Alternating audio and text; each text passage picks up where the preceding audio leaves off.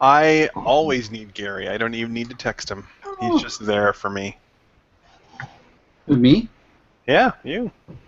I was talking to Grace because Gilly is not home at the moment. So if Grace needs my assistance, I have to go help her. She's still recovering. What's her back? She's out of school. Is her back broken or something? Jeez. Jeez. Yeah. Lazy. Yeah.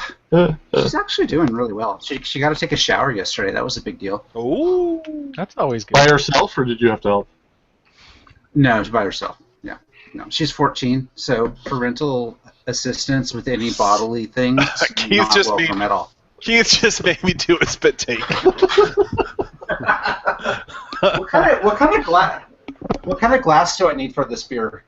Something snifter like. Yeah, tulipy, sniftery. I'm using my good, perfect. I brought my glass. green frozen mug. Awesome. Oh, that's perfect. Thank you. Oh, she's shutting the door. You just got served. I did. So yeah, Grace is doing awesome actually. But she's out of school for all of next week. So that will be 3 weeks out of school. 4 weeks. She's out of school for 4 weeks. So, but she's out next week too. So, because she's still on heavy duty painkillers. So. Oh yeah.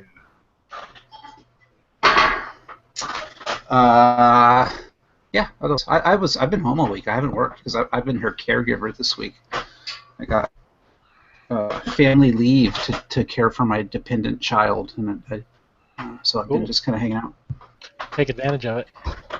Yeah, it's awesome. I get paid to literally sit around and watch movies and Parks and Rec and play games. It's awesome.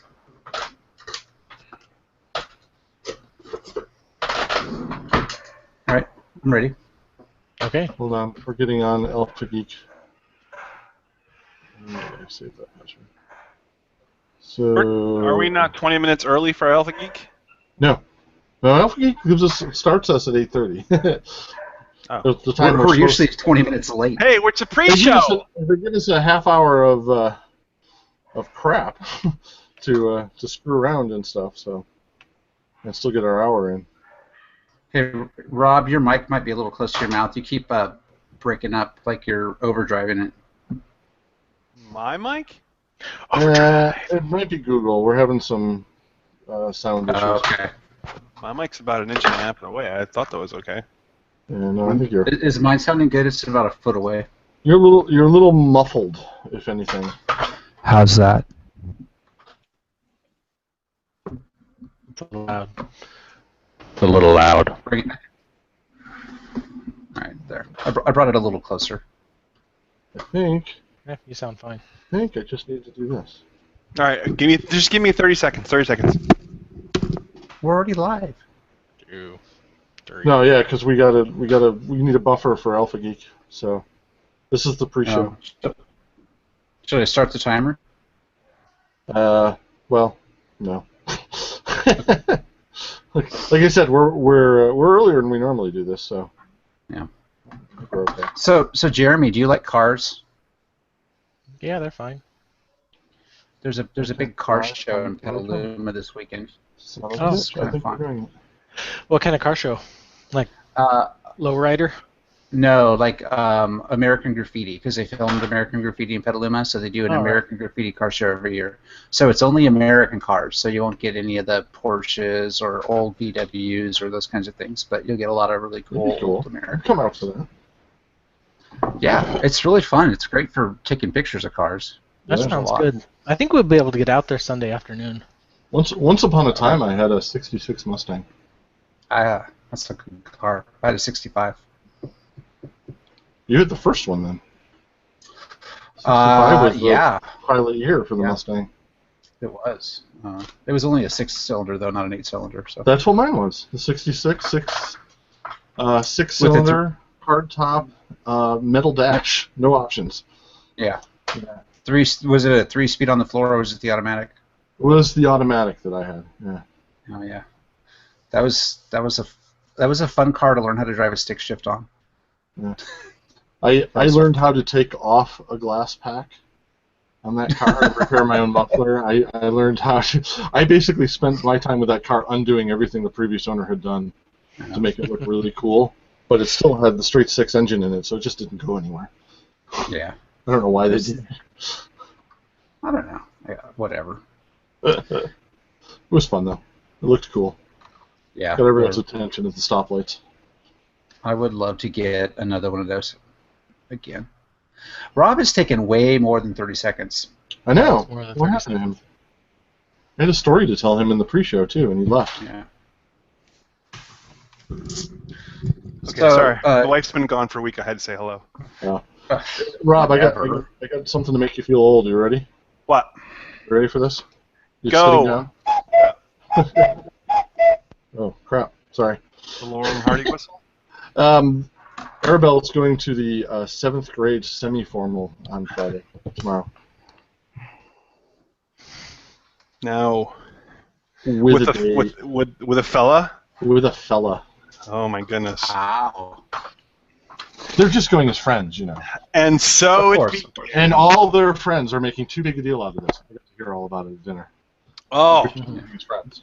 guys, folks on the pre-show, Oh, boy. this is what I've been waiting for. I knew you were going to revel in this a little bit. 14 long years I've been waiting for this. Oh, God. Yes. So it begins. Thank you. What's the gentleman's name? Zach. Special shout out to Zach. This beer show is dedicated to you. This is what I know about Zach. His name is Zach, and he likes to paint. Yeah. So. He likes to paint in love. Oh, he's got the creative juices that just make my girl go. Ooh. Perfect. Perfect. But they're just friends. They're just going friends. as friends. Yeah. Oh God! This show just got a whole much more fun. I gave her my warning. No touching butts. That's my warning. The Line of No Return show makes no claims on parental guidance based on the opinions of one of our hosts. Wow, no touching butts. Good job, Keith. That's good parenting. Parenting skills. Very good, Keith. Well, I threatened my daughter. No, treat my daughter with ham. So. No, treat my daughter with respect. No, I know where you live. There's none of that. Just don't touch butts. No touching. No, that leaves a lot of words leeway. to her. Yeah, that does. Actually, So you might need to be more specific there. Wow. All right. Let's start this magic show, shall we? All right. Well, we're already recording. We're already broadcasting. And so I guess I just got to press this button. Oh, I got to open the show, don't I? Do I have to do that anymore?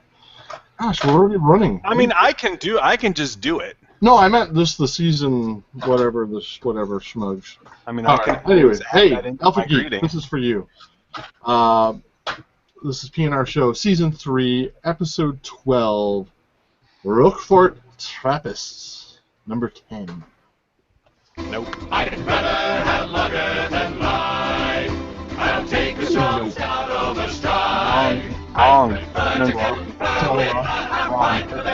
Then live a long life till my private pockets fail. For life without liquor is to no avail. So bring me lager for You know what I'm saying? life. I'd rather have lager than From the deepest, darkest, rarely usingest corner of the internet, it's the Pint of No Return Show, your one-stop shop for beer, conversation, and no touching butts. I'm Rob, one of your four hosts. With me this week are all three other hosts. We have Gary and Jeremy in California, Keith in New York, and your humble host as well, living in Texas. From the four corners of the nation, or, 3 corners of the triangle, I guess. Here we go. Episode 12. As you may have heard in the pre-show, Keith's oldest daughter, she's 13 now? 14? 13. 13 is going to her semi-formal with a fella. But no butt touching. I have waited, so I was there when Belle was born. You were. I have been waiting for this Absolutely. moment for so long. Yeah. Yeah. He threatened me with this day. He Yeah. threatened me with this day, so many years ago. The only day that was better when Keith and Cindy had their child was when Keith, nearly 40, announced he was about to become a father again, and I was just so happy. Thank you. So he gets to go through 10 in what, 8 years? Shut up. Yeah. Ah, yeah. All right. So the only thing that would be better than this, than Keith telling his daughter not to touch butts, would be, get down to the business of the show and start drinking some beer shortly. But first, we want to thank the Poxy Boggards and Stu Venable for the use of Lager Than Life as our theme song. We are live on Alpha Geek Radio, Channel 3. You can find us there at tunein.alphageekradio.com. We start broadcasting at 8:30 p.m. Eastern Time. Some days. Thursday nights. I'm making that promise that it will last for at least the next 2 minutes. Our website is PNRShow.com. Email us, PNRShow@gmail.com. Twitter, Gary's at Always Breaking, Jeremy at Jeremy Books, Keith at Wolfman K, Rob at RebRob.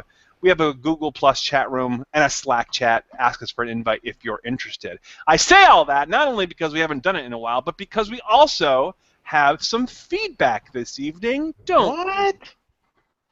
We do. I didn't think you were going to go there. I was going to yell at you about it. I see it right on the show notes. Oh, so I don't read this. Tell us about this feedback. My buddy Aaron.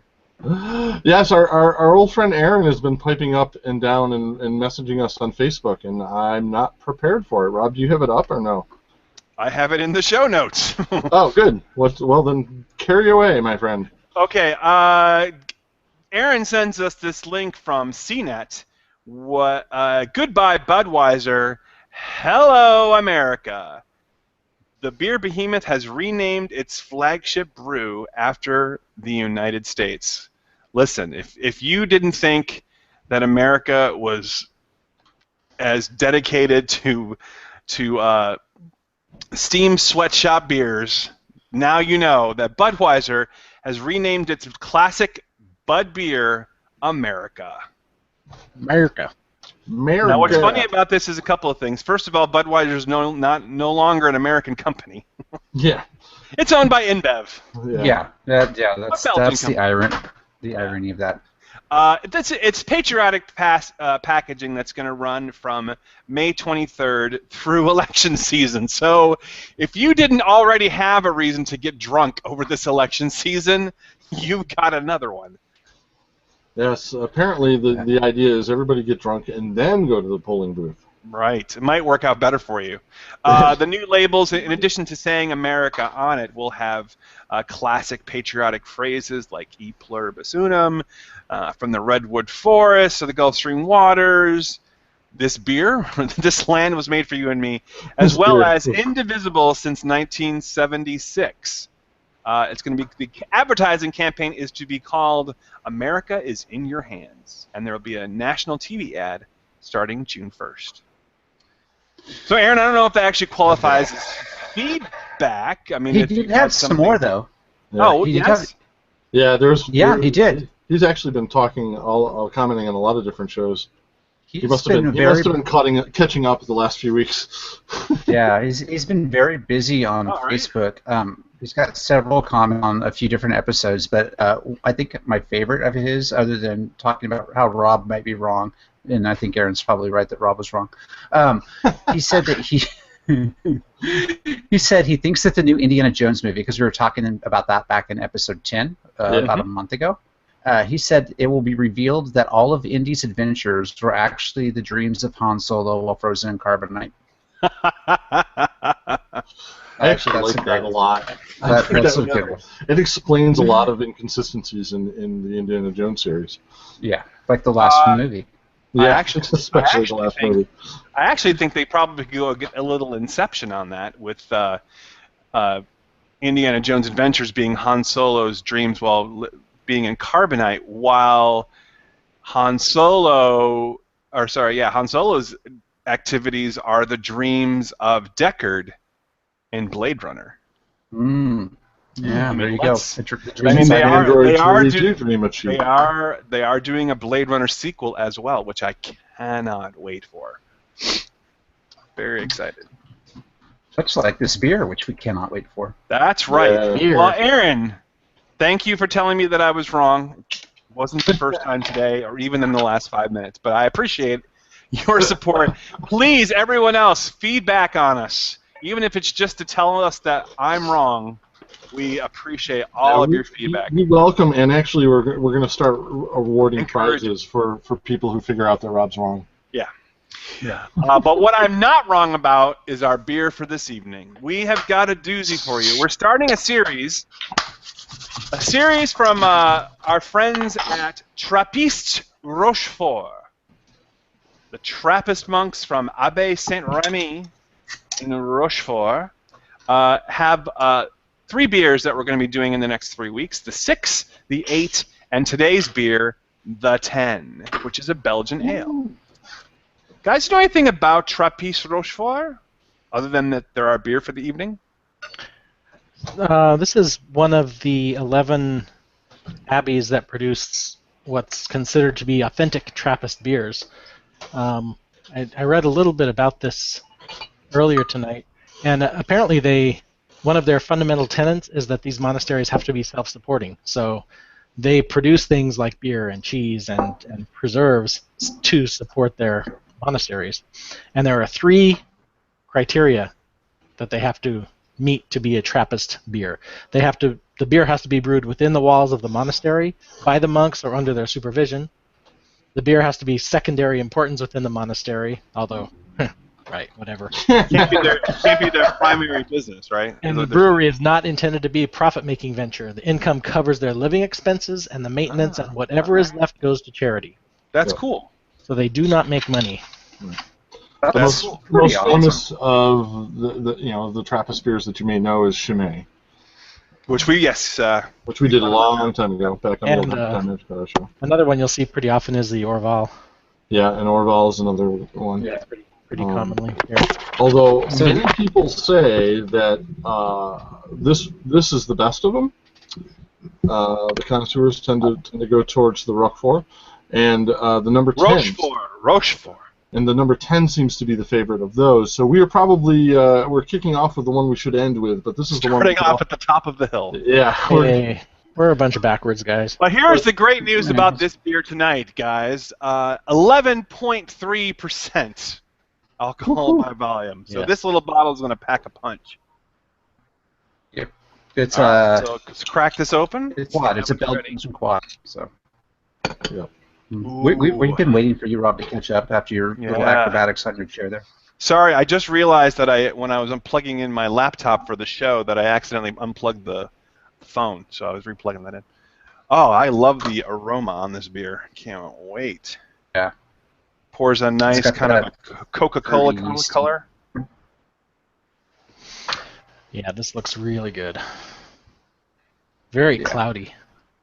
Mm-hmm. Yeah. Very cloudy and very.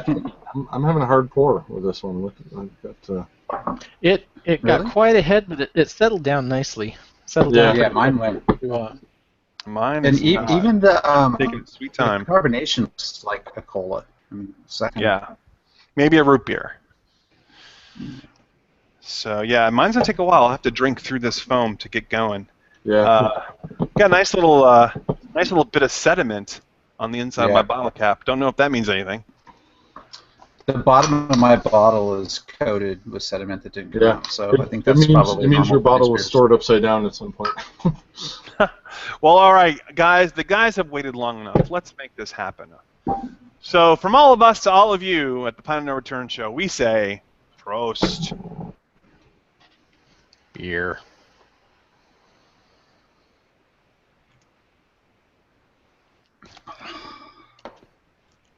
Oh, wow.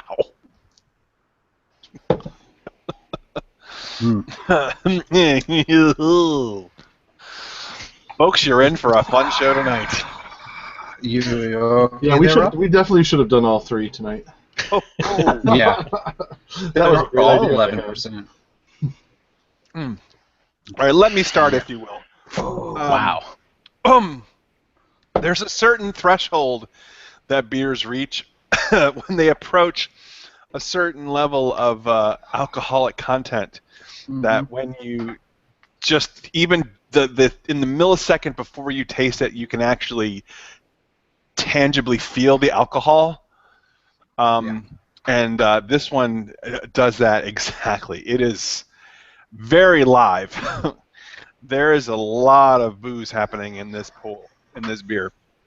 That being said, after you get past that, it's got a nice rounded, malty, maybe a little bit of a burnt toffee, kind of a roasted taste to it. It's very round. There's a tiny bit of a sweetness to it. And it finishes really nicely. I'm just very happy. So I am not like the other guys, but I don't really prefer a high alcohol content in my beer as a rule. So that initial jolt of that alcohol really does smack you in the face, but then it just kind of eases away, and it's a nice, just round flavor to it that's really pleasant. I'm going to give this a very, very strong 8. Who's next? Yeah, this definitely has. Sometimes you'll drink a strong beer and the alcohol is a little bit hidden by the strong malts and hops, and not this one. And it'll sneak up on you. This does not sneak up on you. This just walks up to you and hits you in the face with a bat. And that much booze up front is really nicely balanced by an incredible maltiness. And a really nice mouthfeel. The carbonation is so light. It's like everything went into the head of the beer, and then it settled out, and it just kind of fades. It just fades. It's not fizzy. Really it's nice. It doesn't have that kind of carbon dioxide bite. I wonder if this is actually bottle conditioned. Yeah, I'm pretty sure they are. Man, this is really a good beer. And I like that it doesn't sneak up on you. You know you're drinking a strong beer. You should sip it. Really nicely balanced. I think I'm gonna give this a 10. I think it's a really. Whoa! I would drink this again in a heartbeat. This is a beer that I'm going to come back to over and over again. Really nice beer. Awesome. Somehow I've had this before. I don't remember having it before, but I guess I have. I can't disagree with anything that Rob or Jeremy have said about this beer. It's really strong, and to me, it's got a lot of sweetness and stickiness. I don't know. To me, it's like they did definitely have some more sweetness they could have bumped the alcohol up with, and I'm kind of glad they didn't, because otherwise it might have killed us. But it's a really good beer. This has a very high rating on Beer Advocate, and I can understand why Keith said like this is supposed to be the better one of the Trappist breweries, like the one that people go to. Makes a lot of sense. It's an excellent beer that I'm going to drink very slowly. I'm going to give it a 9 because I think it's doing a lot, and for a beer that's traveled quite a distance to get to us, it's held up really, really well. And I was actually looking at the bottle, and it says this is best before the year 2020. So this is definitely one of those that you can stash away for a couple of years. And that is the advantage of the higher alcohol content, is you can save them, and they do actually increase and continue to develop and mellow some with age. So this would be a fun one to have on the shelf and try. Grab a bunch of them this year and then stash them away and try them every year. When you first sip it, it's almost like you're taking a shot of something. Like you're about to sip a scotch. It's almost like a little scotch flavor to it, and then all of a sudden you're like, oh yeah, it's a beer. No, that's exactly how I was going to describe it. This is a shot in a beer, where the shot hits you up front, and you don't really know what it is, but you immediately swig some really nice, almost Lagunitas brown sugar right behind it. Because you got that without big, the hops. Right, you got that big, malty, caramely, almost gritty, sugary feel to it. The mouthfeel is, Jeremy nailed it. It's amazing. It reminds me of Velvet. If you're going to drink Velvet, this is it. I don't know how they do that with these bubbles. It's just fantastic. Yeah, you can't really do much better from this. I've had all the Chimets, and this number 10 Rochefort, which I've also had before, is easily tops every Chimay I've ever had. It's fantastic beer, and for the price, because if you can find it, the price isn't too bad on this. I think this bottle goes for like $5-6, so it's not too unreasonable. No, that's a lot of kick for $5. It's a lot of kick for $5. That's what I'm saying, and it's a lot of enjoyment because you are not going to chug this unless you're me. You know, everybody else is going to sip on this and really get their money's worth out of it. You know, I have that stupid ability to just kill stuff like this, so I think I'll do that now. And what was your rating? Sorry. That's rated 10. That is 10 drunk Keiths out of 10. Yeah. What's that give? I almost grabbed a backup for this, but you know, No. I knew I was going to kill it. What's that bring us to? So Anybody that's got a the spreadsheet? 9.25. Yeah, 9.25. 9.25 out of 10. So, that's one of the higher beers we've ever rated. definitely. Pretty Beer Advocate's score is a 99 out of 100. Wow. Which is the highest rated beer I've seen on Beer Advocate that has a decent number of ratings anyway. So. Okay, so just for my own personal pleasure, does this beer for you three rival Pliny the Elder? It's apples and completely a oranges. different animal. Yeah. Apples No, and but if oranges. someone tells you, If I had to pick one or the other, I'd drink Pliny. Okay. Yeah, I would too. Because I really love IPA, the style of IPA, and I could drink more Pliny than I could drink of this. I would have a harder call having to pick one or the other, but yeah, you can't really compare them. If I had to pick only one beer to drink for the rest of my life, that'd be a hard call between these two. If I could have only two beers, it would be these two. Because that would be great. A day of drinking Pliny and one of these before bed, that sounds perfect. I would have to go with Pliny just because it's better year-round. This would be refreshing on a hot summer day. I mean, it would be good, but Pliny does have that characteristic where it's actually going to do a lot for you. And plus, I was going to say, I can get Pliny fresh on tap, and there's just nothing like that. Oh, sure, just rub it in. This beer really makes me want a winter day and a fire. As I drink this, though, I wanted to chime in and agree with Gary, where he said, "This is really sticky."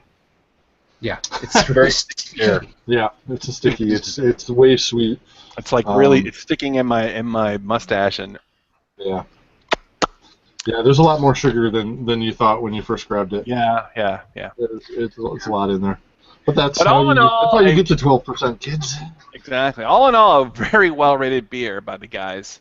A 9.25 overall. So please, you should go out there and grab some Rochefort Belgian Ale 10 right now. Thank you, Trappist monks. You guys know how to pray and you know how to make beer, apparently. Yep. And it has to be in that order.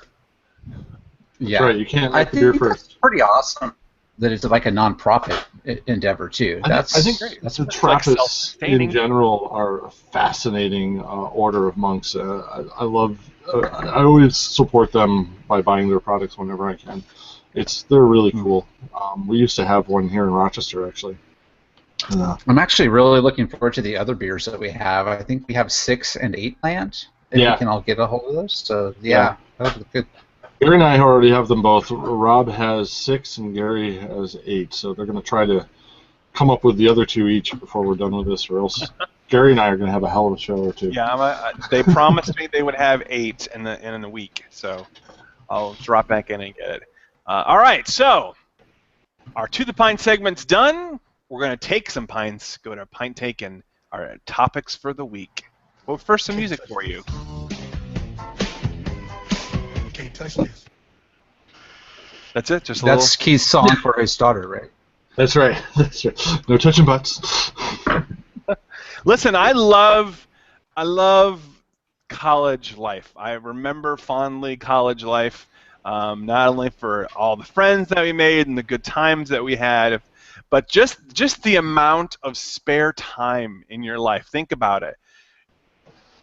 We're now all like 40-somethings in life, and think back. Can you ever remember a time where you had more opportunity to do just anything you wanted than college? Right? Yes. High Thank school. High school was pretty busy, dude.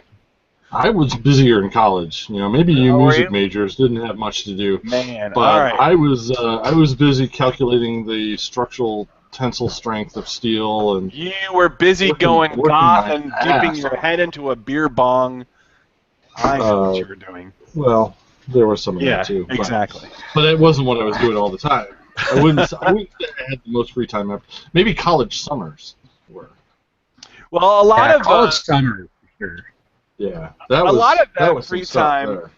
A lot of that free time for some of our more ambitious college students can be poured into maybe making or inventing some new things. And one post-grad student at UC Irvine, a student by the name of Mia Latai, has invented a battery that some claims could last forever.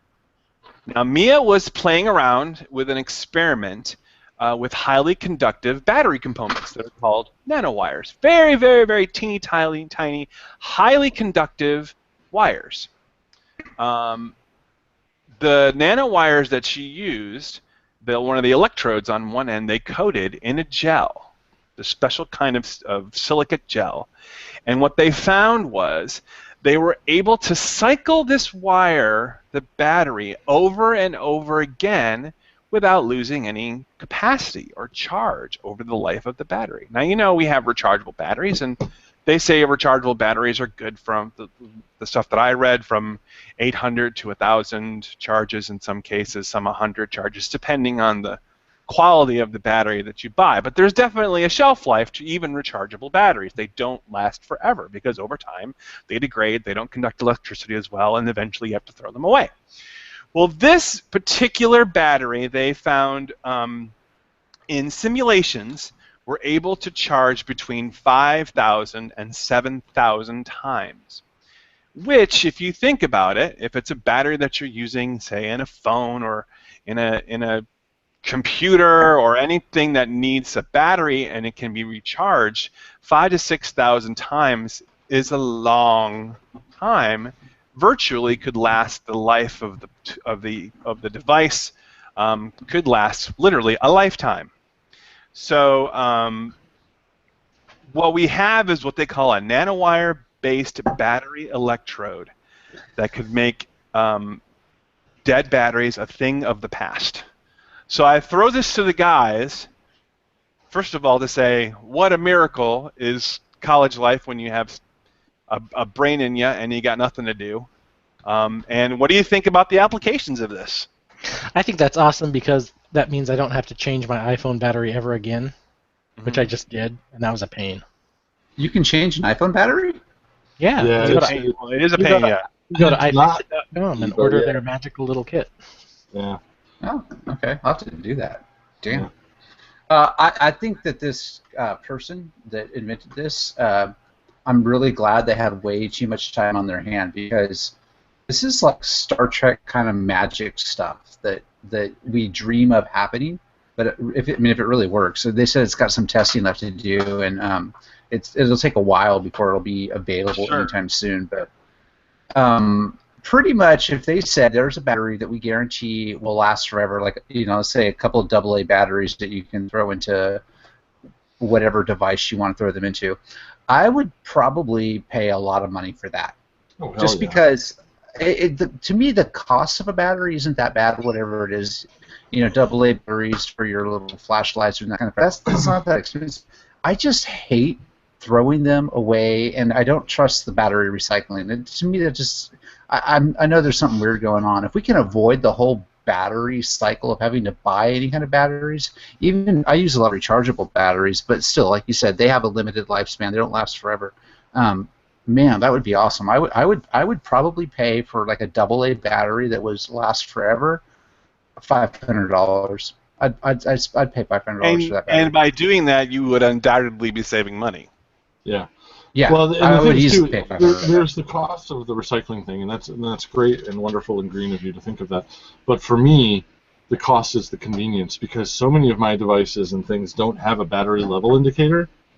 So, like, my remotes are just constantly, one of them is always dying, and I don't have the right battery for it, because one of them takes AA's, one of them takes AAA's, and those Apple remotes are just, God knows what they take. You know, so... You know, if I could just have, like, my remotes just be always charged without having to do anything, without having to remember to leave them on a mat, without having to remember to have the right kind of batteries in the house, having to leave them in the window in the sunshine, whatever, just be ready forever, that would be such a convenience. But all those millions of small devices. And the great thing about this battery, this invention, is that because it's conducting this electricity over a nanowire, which is literally, you know, microns thick, very, very teeny tiny, and conducts electricity so well that there's no degradation of energy. Not only can it be recharged over and over again, but they say that there's the potential that this thing could go so long between needing to be recharged that it even further proves that this could be a quote-unquote forever battery, which is just like the coolest of the cool. So hats off to Neil Atai. Let's see if this becomes a reality. I always love when our youth or our inventors or engineers just promote innovation, and we're never going to get little tiny micro nuclear reactors in our devices that will literally last forever without the wonderful side effect of perhaps blowing us all into a Chernobyl-type environment. Yeah, well, so this could be a great substitute for that. Yeah, we don't like trouble. This is well, great. We don't like the accident that happened. This is awesome. Man, I wish I had the energy drive that I had when I was that age. I could do so much more than, probably not this. So I was, How do people? This is 11%, dude. We all get those. I always see those commercials, those infomercials of stuff that you see. They're like, oh my god, I totally could have invented that. You know, like power strips that plug in, power strips that plug into the wall that you turn sideways to save space. I'm like, oh, I could have easily invented that. This is something I look at and say, this is the coolest thing ever. I could never have invented that. So thank you, I could never do this. Hopefully, we'll see these in a couple of years, and it could change a lot of things. So hopefully, we'll see more things about it. But on to the next topic. How many of you see drones now on nearly a daily basis? How many? Yeah. Drones are quickly becoming a way of life. If you live in America or the rest of the world, you see drones all the time, from little kids playing with them to now companies wanting to deliver products with them to governments using them for surveillance or in some cases offensive attacks. Drones are everywhere and are only increasing exponentially. And along with that has been a lot of controversy, a lot of anger from folks saying that drones could be an invasion of privacy. Flying overhead, do you control the airspace over your house, for example, is a big debate that's happening all over. Well, the Battelle Drone Defender is a rifle that shoots out radio waves. That is said up to 400 meters can be used against drones to not only prevent them from flying overhead, but actually to steal the radio control from the user and control it yourself. It is doesn't compromise safety or risk collateral damage, meaning, like I said, it could literally take over the drone rather than just interfere with its signal and cause it to crash into something or someone. That would be better, though. That would be better. It's not as exciting as a shotgun, but you know. The FAA and the FCC are not have not approved this yet, but I would assume if this is, I'm going to go out on a limb and say that our government is probably already using something exactly like this at their installation. The Japanese government did much better than this. They have drones that chase the other drones and launch nets at them to tangle them up and force them to the ground. That's awesome. That's so much cooler, because now we have drone-on-drone combat. They don't just politely ask them to please fly down? No. And trust me. No, they take them out with force and with prejudice. Trust me, if there's drone-on-drone combat, there will be drone-on-drone porn. It's only a matter of time. So, guys, I bring this up to not only talk about a cool new invention that could be used against for people who really hate drones, but to talk about maybe about what your position on drones in general. We actually don't care. We decided in the back channel to skip this topic, and you didn't catch up with that. So we're going to cut this one short and force you to go to the next topic because now it's just funny.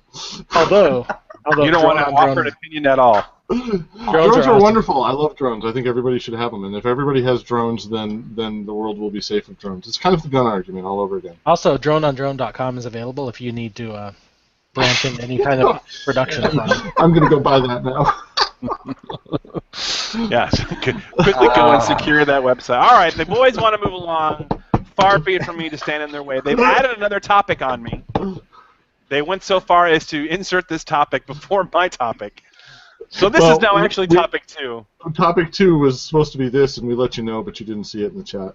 I did not see it. Sorry, I'm so. There's a lot that Rob doesn't see. There's a lot that Rob doesn't see. So yes. who including his own image? Who's the asshole? I mean, who's the gentleman who put up the next topic about translator earphones? Who's that from? That'd be the grumpy old man. That could be any one of three.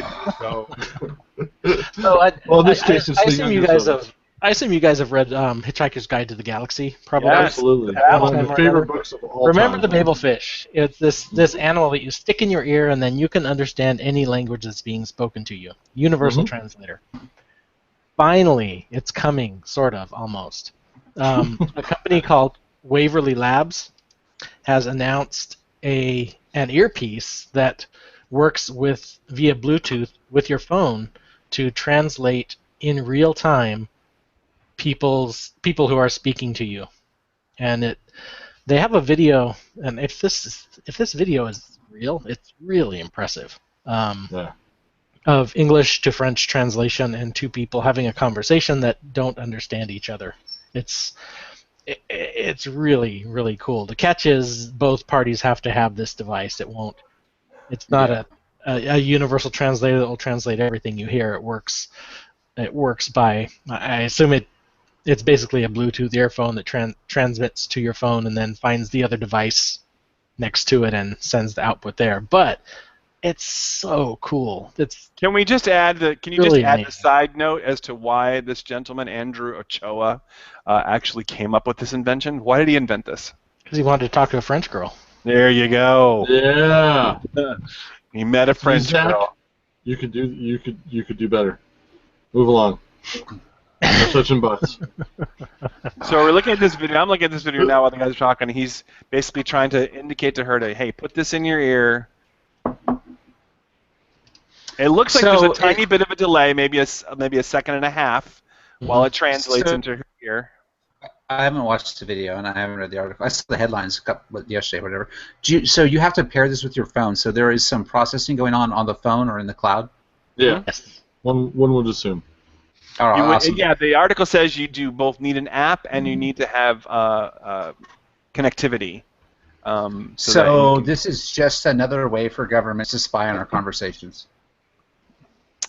That's an interesting point. Yes, of course. But they're already doing that anyway. They already can do that, so there's nothing to do different. We might as well translate it for them.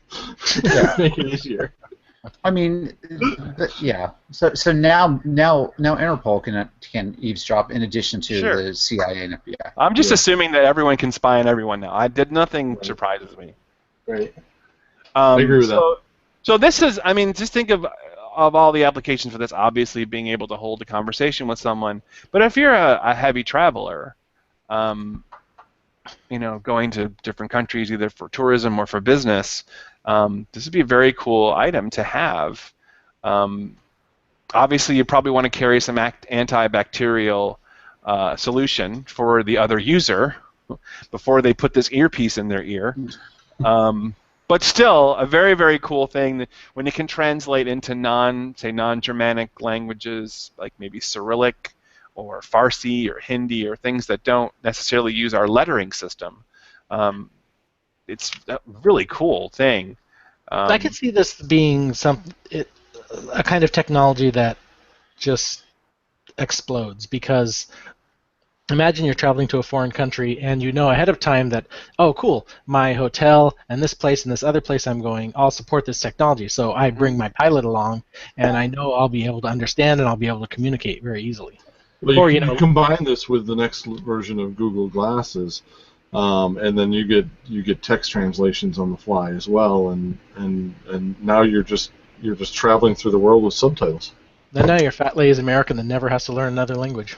Damn straight. So it's from Waverly Labs, which we've heard about, and it's called the Pilot. And right now it's on Indiegogo, and it's going to go on sale next year for $410, which maybe on the surface when you first hear it does sound like a lot. Actually, no. But really, if you think about it, it's cheap. If you think of this as a threshold device, and 410 being the threshold of the initial item that's coming out, it's only going to drop from there as other companies start to develop their own devices. And the technology is going to get better. And I'm sure that Google and Apple are going to be all over this if they're not already to develop their own versions of this. So the price will. And you put your unlimited battery in this thing, and now you got. Oh you God, got something. Great. Yeah. Now, if they can edit this device so that you can understand other things besides just foreign languages, like maybe your wife or your children. Technology has a limit. Now you may have something. Come on now. Oh. That would be great. Oh, Rob, you had to go there. So keep an eye on the Pilot. So guys, great insertion of topic there. Really cool. All right. Let's move on and wrap up this awesome show with our half-pint segments. Hit it, Keith. Bad boys, what you gonna do? What you gonna do when they come for you? Bad boys, what you gonna do? What you gonna do when they come for you? All right. Our half-pint segments are our picks of the week, apps, books, television shows, music, anything we can get our hands on that we think you should get your hands on too. Jeremy is up first, and he's going to talk about some music. So I think in the past I picked Magical Clouds as one of my picks of the week. They were a Canadian band, just two guys. Really cool music, kind of down-tempo, shoegazer kind of thing. They have split up now. But one of the guys... Wait. Shoegazer is a genre? Shoegazer. Of course. Yeah. All right, awesome. I missed out on this. We've talked about this before. So we should talk about one of the guys, Devin Welsh, has released some of his own material and some unreleased Magical Cloud as an album on Bandcamp. I think it's a pay what you want. It's worth paying for. It's good stuff, and you can listen to it ahead of time, see if you like it. So that's my pick, Down the Mountain by Devin Welsh. Very cool. And you can find him on Bandcamp. Gary's up next. Gary, I got to say right off... Huh? Go ahead. Carry on. I got to say, Gary, he's putting down in the show notes that I stole his pick. It hardly can be a steal if I put mine in first. So... yeah, but I'm in California, so I go first, so that's mine. Tell you what, when I do my pick, we can both talk about it. So, what is your other pick? My other pick is I recently got an iPad Pro, probably a stress purchase with my daughter's surgery.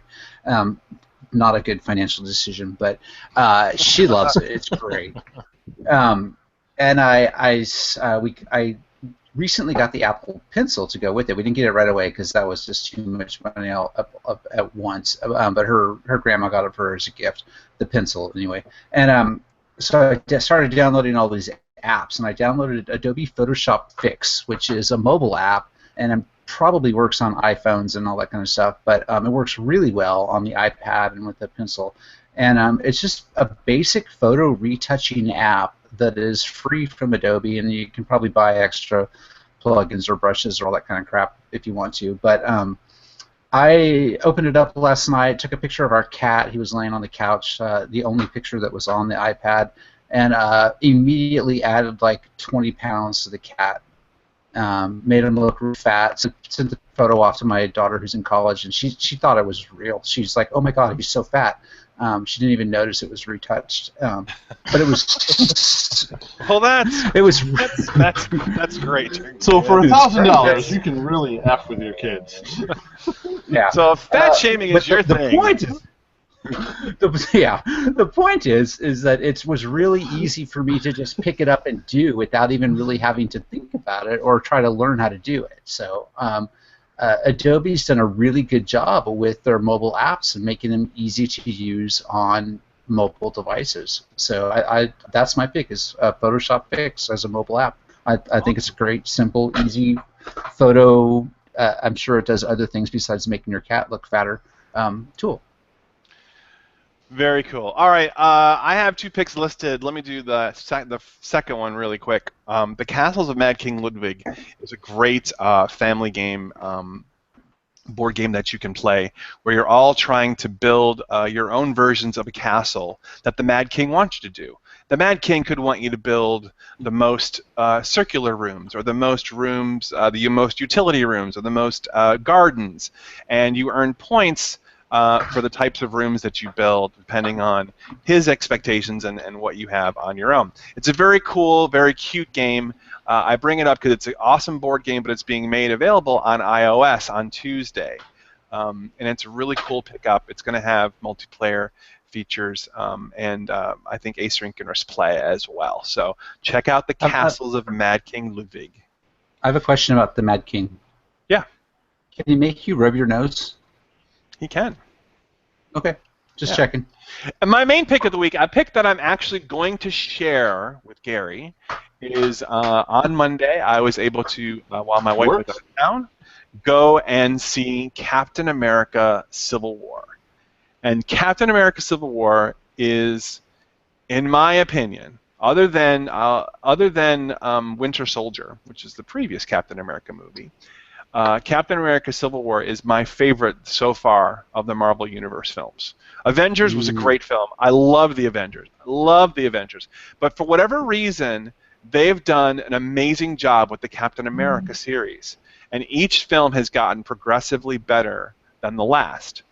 Winter Soldier is the best by far, in my opinion, of the single hero Marvel character movies. And in Civil War, they take that up to the next level, where Captain America and his allies go up against Tony Stark and some of the other heroes when an initiative comes across to try and regulate superheroes. The great thing I love about these series is that there is a real-life parallel into the world that we're in today about the efforts of certain people to try to stop violence or curb violence or do good things, and who should be accountable to who. It's excellently acted. There are some great action scenes. The middle action scene in the airport will just blow you away. And the one great thing about this film is that they were able to bring in Spider-Man. Sony and Marvel movies made a deal where they allowed Spider-Man to live in this universe. And they will make Spider-Man movies on their own still, but Marvel characters will now appear in those films. And Tom Holland... I thought Marvel was going to make the Spider-Man movies, but Sony was going to distribute them. No, Sony is still going to make Spider-Man films. Marvel will distribute. That's my understanding. I could have had that backwards. I think you have that backwards. I have it backwards. I think Marvel has control over it.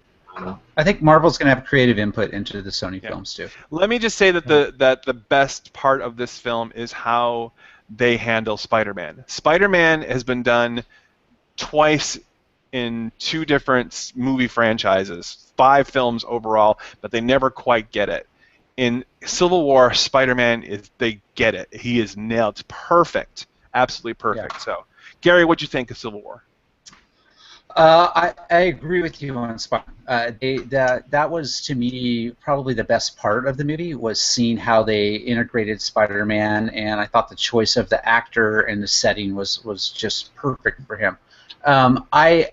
I agree with you that Captain America is the best individual series of Marvel movies, much better than the Iron Man movies, better than Thor. I don't think this is the best Marvel movie. I thought the action it's a great movie. You should go see it in the theater. It's well worth seeing in the movie theater. It's probably the best movie you're going to see this year. But I thought the plot was a little thin. I thought that there were some easy ways to kind of get around what they were doing. I thought they could have worked on that a little bit more. But the airport action fight sequence in the middle of the movie, or I guess kind of toward the end, was absolutely outstanding. That was some of the best stunt, visual effects, computer effects that we've seen in a long time. They actually outdid what they did in Age of Ultron in terms of like a fight sequence, action sequence. Yeah, I will say. Sorry, go ahead. No, go ahead. I was going to say, just to tag on your Age of Ultron, a lot of people kind of knock Age of Ultron as being kind of a letdown from the first Avengers movie, and I think that Civil War actually makes Age of Ultron a better movie. It makes that it explains and fills some of the holes that Age of Ultron had, and I think it actually makes it the second film a better film. Yeah, I agree. We watched. I actually saw this on Monday too, which is incredibly odd. But Grace and I kind of went through and watched both Captain America's. We watched Age of Ultron and Avengers prior to this movie, all like in the last 2 weeks, and so I have I feel like a pretty fresh memory of all those movies, and I thought that they did a really good job with a lot of things in this movie. I just thought that the plot of why the Avengers were splitting and fighting with each other was a little thin. Everything else in the movie was absolutely phenomenal. Just to tag on one more thing, Gary, I think you'd agree that we often knock superhero films for trying to cram too many characters into a film and try to do too many things. There are so many characters in this film, and yet each character is given something important to do. I never felt like any of the characters were just there because, oh, we have to get Ant-Man in this scene. Nothing was forced. There was nothing forced. Done just so well, and it just so completely illustrates everything that Warner Brothers is doing wrong with their franchise. Marvel is the king of the hill, and by far. The other thing that Marvel, I think, did right in this movie is about, and how the DC movies are not doing right, is the collateral damage aspect. In a lot of these movies, they never talk about that, but you kind of assume that if New York is getting destroyed or these other cities are getting destroyed, there's all this collateral damage. As I watch these, I'm like, yeah, it's not real, but I kind of think in the back of my mind, what's going on with all of that other stuff? They never really talk about that, and they actually talk about that. That's like the central plot of this movie is the collateral damage, and they address that in a very subtle way with the airport scene and dealing with that. And I thought they did an interesting take on how they're going to not have collateral damage in this movie, since that was kind of the main plot driver for the evil villain and all that kind of stuff. And there's even a little speech given by Captain America in the middle of the movie where he actually talks about the collateral damage. And the way he explains it is just pitch perfect. What Gary's saying is the activities over all these films, they talk about in Civil War that people have died as a result. Yeah. Innocent people have been killed as a result of what the Avengers have done. Yeah. And they address it, and it feels real. Maybe it's not as I thought it was wonderfully fleshed out. Maybe a little thin for Gary, but still a really, really great job. All right, Keith. Keith, before you do your pick, I know you're joking about this first one, but that domain is available. And seriously, dude, I think we should buy it. Keith has no idea what you're talking about because I put that in the show notes because Keith never reads them. Keith, So that's Jeremy- fine.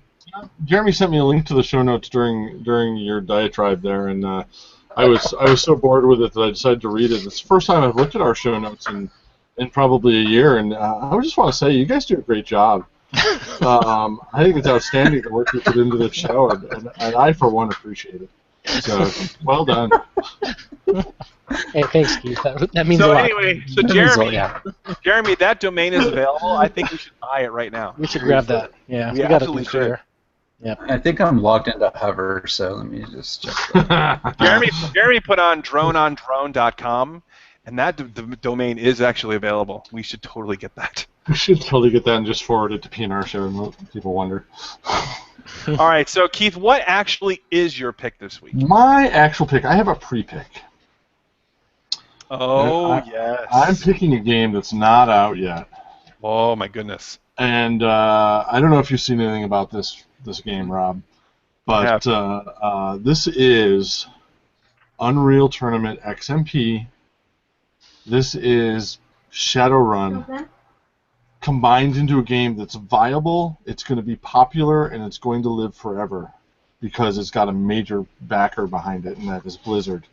And the game is Overwatch, and it's a first-person shooter, and I got to play it a couple weekends ago when they were load testing the servers, and it was an open beta test. And oh my god, this game is so much fun. It grabbed all my all the stuff I used to love about playing XMP back in the day, all the things I loved about playing Shadowrun with you when we played on the Xbox. Team-based shooter with a lot of characters that involve both magic and technology. Great diversity. You can switch between characters on the fly. Matches only take like 15-20 minutes, so you can jump in, jump out. It's awesome. And it plays on some fairly reasonably accessible machines. You don't have to have a powerhouse PC gamer to play it. It also plays, will be coming out on Xbox One and PlayStation 3. Or PlayStation 4. Are they releasing a Mac version, do you know? Blizzard typically does. I didn't play it on any of my Macs because none of my Macs have enough horsepower. But I played it on my i7 Inspiration Precision upstairs, which has an NVIDIA graphics card in it. And that, even though it's about 5 years old, it played fine. It played really, really usable on the low settings, and it still looked great, and I had no problems. So it is a great game. If you like first-person shooters, this is the one to have for this year. And even if you like first-person shooters but you're not great at them, this game is really good at being accessible to the not as wonderful players like I am. So. And let's face it, if you're over 14, you're not great at first-person shooters. Yeah, no, this is great. You're just not. The power-ups and the different abilities that the different players have make up for your fact that maybe you can't pinpoint the crosshairs exactly where you need to in time. It just works. The game is so much fun. There's so much hidden strategy about it, but there's character depth, and it's a great game. They're releasing little shorts, backgrounds about the characters right now to try to promote it. Those are worth watching. They're really well done. But yeah, my sneak peek. I knew this game was going to be good, but I got a sneak peek and I got to play it like Mother's Day weekend, and I got to play because it was Mother's Day weekend. I get to play all of like 2 hours of it. Happy Mother's Day, Cindy. Yeah, I got to play like 2 hours a night over 3 days, but it was enough. I was totally in love, and I'm totally. This is on my wish list for my birthday. It comes out I think May 24th, so I think it'll be out just before our birthdays, but I'm definitely asking for it for my birthday. So are you getting it for your PC? I'm getting it for the PC because they haven't announced a 360 version, which is the only console I have. Well, I'm about to upgrade my laptop, so maybe this will be on my horizon. You'll want to get something with a decent graphics card. You don't want to get the Intel graphics card, so get something with an NVIDIA or something, and an i7 if you can swing it. I will get at least an i7. But that's that should do it. If you got Very cool. an NVIDIA graphics card and an i7, you should be able to play it just fine. Yeah, and brand new awesome dual monitors that I have installed in my office for work now.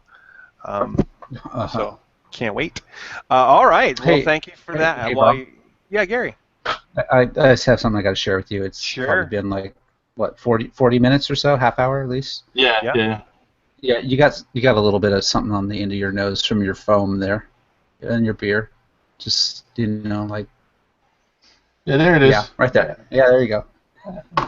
All right. Other side. Yeah. That one. There you go. Oh, it's still there. That's a stickler right there. It's dried. It dried a long time ago. What is it now? Yeah, you need to maybe go get a scrubby or something for that. What is it? Sponge. A Brillo pad might work. Yeah, Brillo pad, maybe an ice scraper. All right. Well, on that awesome note, that's going to close out episode 12 of season 3 of the Pine and No Return Show. Gentlemen, any final thoughts? Besides my hanging crud. You should really read the chat. I actually do normally read the chat. I just did not. The back channel is the back channel of this show. Folks at home is something that you could be a part of somehow.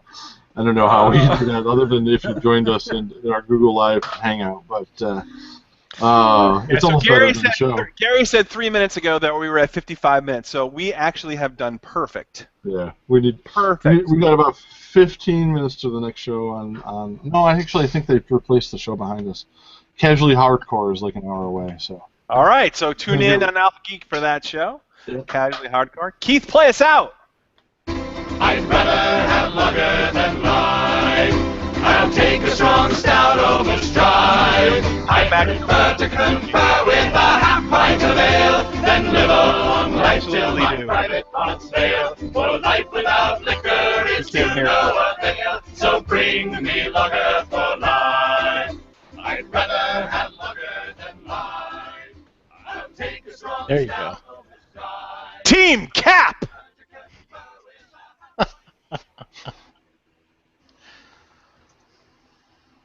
Now I can't stop the show.